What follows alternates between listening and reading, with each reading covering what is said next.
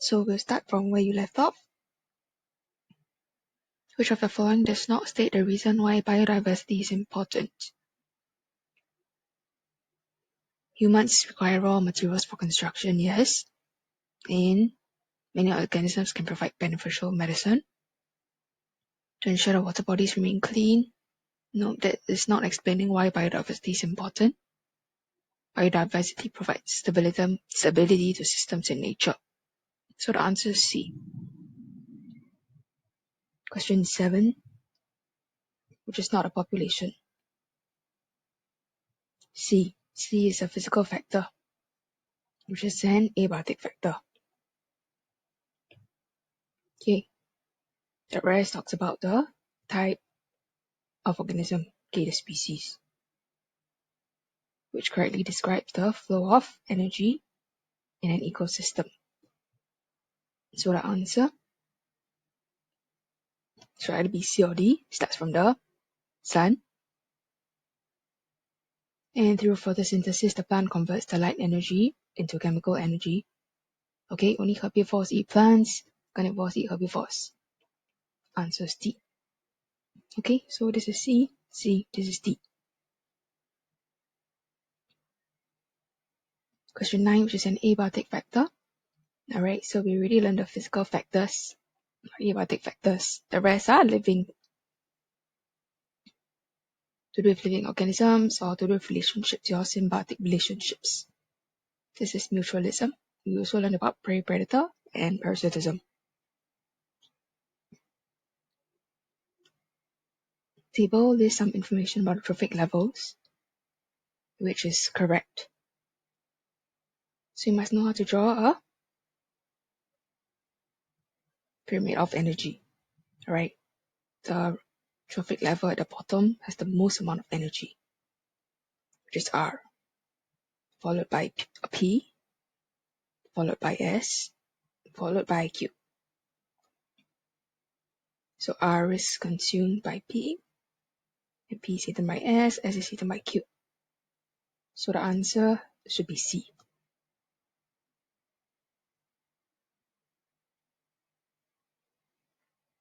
Next, study the diagram in table 1.1. Before we even attempt the question, let's identify whether all of these are either elements, compounds, or mixtures. In A, all of the molecules are the same, okay? But each is made out of two different types of elements that are chemically combined. So A is a compound. Whereas you look at D, it's made out of two of the same types of elements that are chemically combined. This is an element. In B, you can see that there's one type of element. You can see that there's another type of element. So this is a mixture of elements. In C, this is one type of compound. This is a different type of compound. It's a mixture of compounds. In E, I see one element here. I see another element here.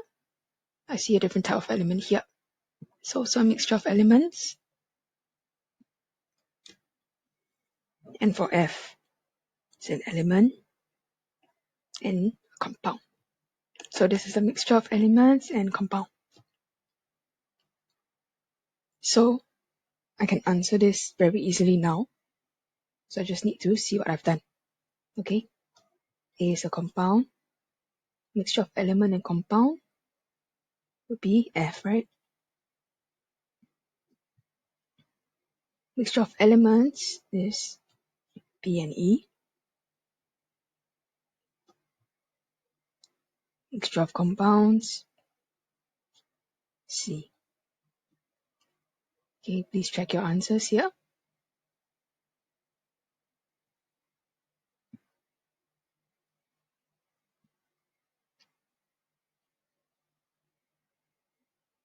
Question 2. Complete the following table. to determine if urine samples contain drugs. So if you check your MCQ question 4, you can get a hint from here. Okay? It's also to do with testing the urine samples for the presence of a drug. And they show your chromatogram. So this one is definitely chromatography. In this case, you can tell that you require magnetic separation. And for the third one, you are using fractional distillation. Alright?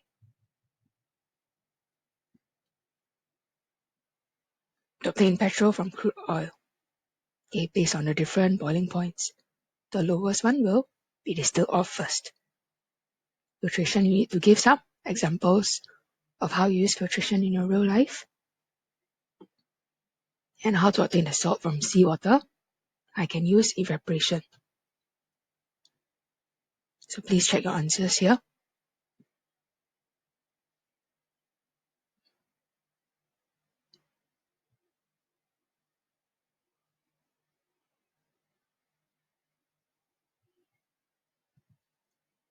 If your answer for filtration it's something else, for example, you want to separate the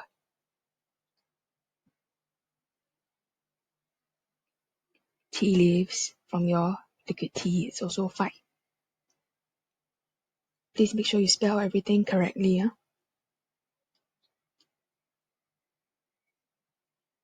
Next, many animals are currently placed on the endangered list. Okay, endangered, that means there are very few, dangerously low number of organisms of that species. And it's possible that it will become extinct soon. It means it doesn't even exist. What are some threats to biodiversity? These are some examples. Excessive hunting, excessive must be included.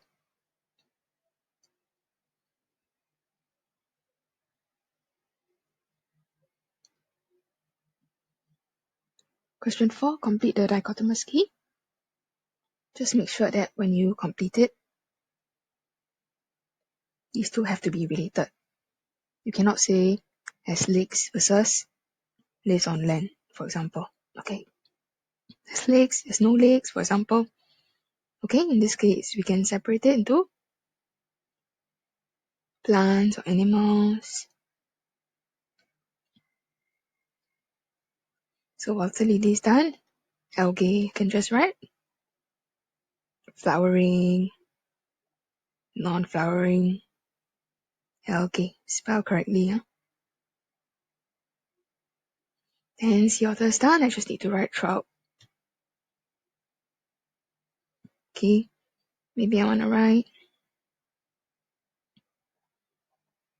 non-mammal versus mammal. There are other things that you can write. Producers versus consumers. Okay, flowering versus non-flowering. I think that's the easiest to write. If you want to write any of this, it's acceptable. Okay? I do not accept live in water or do not live in water because that's not very clear cut. Otters always spend a lot of time in the water as well. And branch 3, please make sure you write correctly. Algae and trout.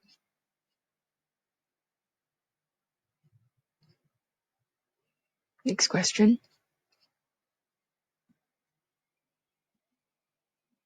Figure 5.1 shows an investigation how 5 different antibacterial products affect growth of bacteria. So if there's a larger white portion, that means there's no bacteria growing. That means E and D are very effective. Whereas you see A is not even effective. The bacteria can still grow. So why are there areas around the paper disc where no bacteria is growing? Okay. Because I have used antibacterial products, right? Which prevents the growth of bacteria. Okay, or you want to say kills bacteria, destroys bacteria is also fine. Explain Why is there a difference in diameter of the circles of B and E? So your answer must compare B and E. You cannot just tell me B is very effective. Sorry, E is very effective. Okay, because it has the largest diameter of circle where no bacteria is growing. And then you never thought about B. Okay, so there has to be a comparison about which one is more effective.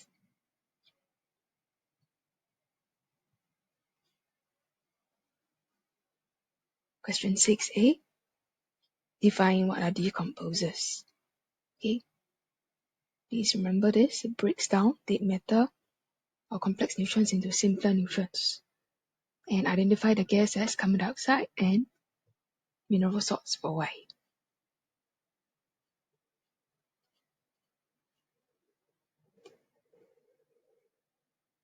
Section C. Figure 7.1 shows part of a food web in a freshwater ecosystem. Draw a pyramid of energy. Okay, you must know how to draw the shape and label it accurately. So a pyramid of energy should look something like that. Okay, please draw properly, label it, spell correctly. And question A, part 2. What's the energy obtained by the small fish? If the amount of energy in algae is 900 kilojoules. Sorry, kilojoules, huh? So I know that 90% of energy is lost, only 10% is transferred to the next level. And another 90% is lost, only 10% is being transferred. So you have to show your working. Then you can get 2 marks. If you just write down 9 kilojoules, you will not get the marks. But B, explain why the maximum number of trophic levels does not exceed 4. So you can tell the kingfisher only receives 0.9 kilojoules of energy. Imagine if it's more than that, the 5th trophic level will receive even lesser. Okay, it's not very useful. Okay, so there will be not enough energy to support more than 4 trophic levels. In order to get enough energy, the trophic level at the highest, right, the organism at the highest trophic level will have to eat a lot of organisms, so it's not very effective.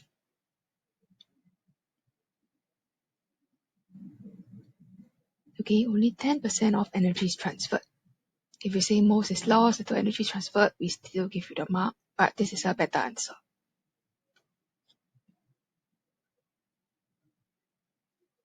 C, explain and state how a drastic increase in freshwater shrimp affects water beetles.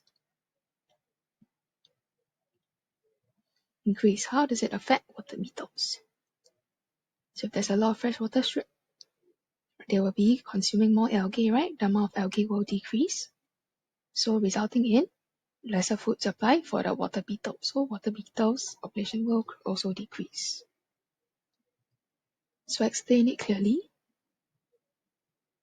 Okay, you have to talk about the algae decreasing because there's more freshwater shrimp to eat the algae, and therefore there'll be lesser food for the water beetles, and there'll be not enough food for the water beetles, resulting in a decrease in the population.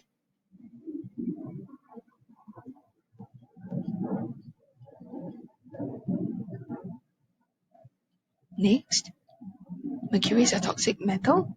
Mercury is dumped into the freshwater habitat. Explain why the kingfisher will contain the highest concentration of mercury.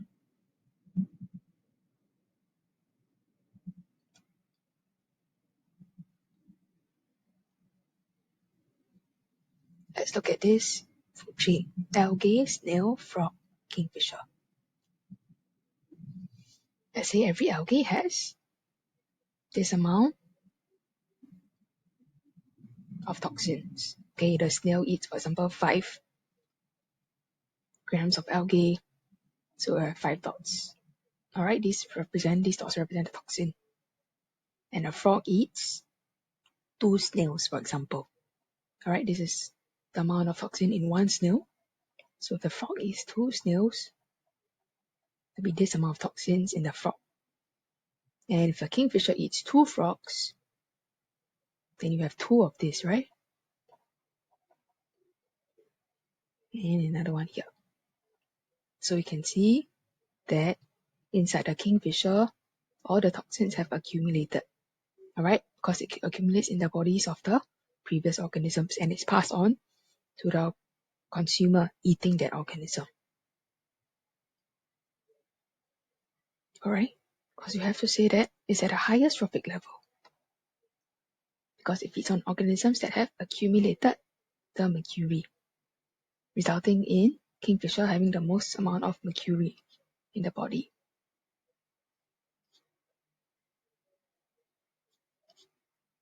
Alright?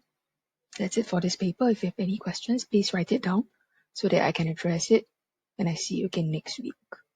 Please mark your work. I will check next week. Thank you.